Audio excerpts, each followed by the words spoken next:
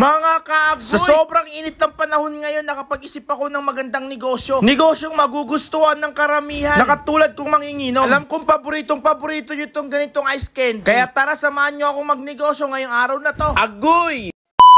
Nakapag-isip-isip nga ako ng negosyo natin dito ng ice candy na talagang magugustuhan ko to araw-araw. Ewan lang sa mga tulad kong manginginom. Laking katipiran kasi ito para sa amin. Ewan ko ba kung anong nasa isip ko palagi. Basta ang alam ko makakatulong ito sa mga katulad ko. Kulang sa budget. Umpisa na natin ang paggagawa ng ice candy. Napaka-basic lang naman tong flavor na natin gagamitin. Yung flavor natin kasi mga tol ay common na common. Pero kapag kinain mo talaga yung ice candy natin, mababago talaga ang mindset mo. Dahil yun sa ilalagay natin na another flavor ng ating ice candy. Muntikan ko lang ang nakalimutan kung paano gumawa nga ng ice candy na ganito. Sa presyo ng ating ice candy mga tol, nakabase kung ilan ang magagawa natin sa isang bote at sa isang tang. Kapag makakarami nga tayo ng gawa, ang presyo lang nito ay nasa 10 piso. At kapag kulang nga ang ating pagkakagawa, nasa 15 naman ang presyo nito. Abay syempre ang gagawin ko ay pangmasa talaga na presyo para maubos agad. Murang-mura na nga, nakakalasing pa. Saan ka pa? Naalala nyo naman yung nagbenta ako ng palamig. Soon ibabalik natin yung ganong negosyo para naman maraming matuwa at maraming dumayo dito sa bahay namin. Panigurado ang mga unang customer ko dito yung mga tropa kong manghilig sa mga ganito. Yung ganito talagang mga timpla ay hindi nila pinapalagpas. Pagkalagay nga ng juice, saka mo naman to i-shake para mag-mix yung dalawang flavor natin. At niready ko na yung lalagyanan ng ice candy natin. Panigurado marami ako magagawa nito. Dahil sa isang bote pa lang at isang tang, parang napuno na yung lalagyanan natin. Sa pagsusukat pala natin ng ice candy, 2 beses lang pala natin to isasalo. Huwag natin punuin yung ating lalagyanan ng ice candy, baka malugi tayo. Kung wala ka pang naisip na negosyo, ay pwedeng pwede ito. Etong negosyo kasing ito ay hindi talaga mapapanis. Kahit matagal ito sa rep, ganun at ganun pa rin ang lasa niya. Sa pagninegosyo kasi mga tol, kailangan mo talaga isigurado yung benta mo kung okay talaga yung lasa. Kaya ako muna nga yung unang tumikim nitong benta ko. At isa lang talaga ang masasabi ko talaga mga kaagay. Kakaiba talaga itong flavor natin, talagang manginginig ka. At mapapatirik talaga ang mata mo. Kaya saktong-sakto talaga itong pagkakatimpla natin. Kailangan na natin madaliin mga kaagay para maging matigas na nga itong ice candy natin. At nang maubos na nga agad itong ating benta. Alam ko kasing mauubos ito, baka nga pagpipilahan pa nga ito mga tol. Hindi ka mahihirapan sa paggagawa ng ice candy dahil madali lang naman itong itali. Bali ganyan yung size ng ating ice candy. Kung tatanungin ko kayo mga kaagoy, kapag ganito ang flavor ng ice candy, bibili ba kayo? Abay sorbi lang para naninigurado. Ito talagang ibebenta natin. Kung papansinin nyo, nakarami nga tayo ng gawa. At ang magiging presyo talaga ng ice candy natin ay nasa 10 piso. Goods